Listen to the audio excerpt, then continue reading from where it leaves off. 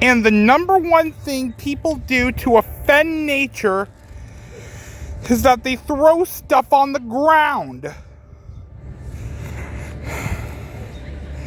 So if you see any trash on the ground, make sure you pick it up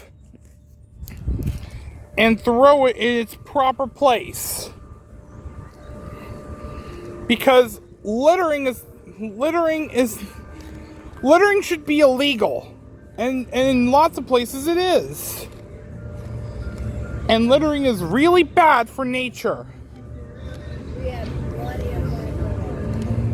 So make sure, if you find trash on the ground, make sure you throw it away. Or better yet, find a way to reuse or recycle it. Like this plastic straw, for example. The one I use to take my deep breaths. And now you know the 3 things we can do to protect nature, to fix it.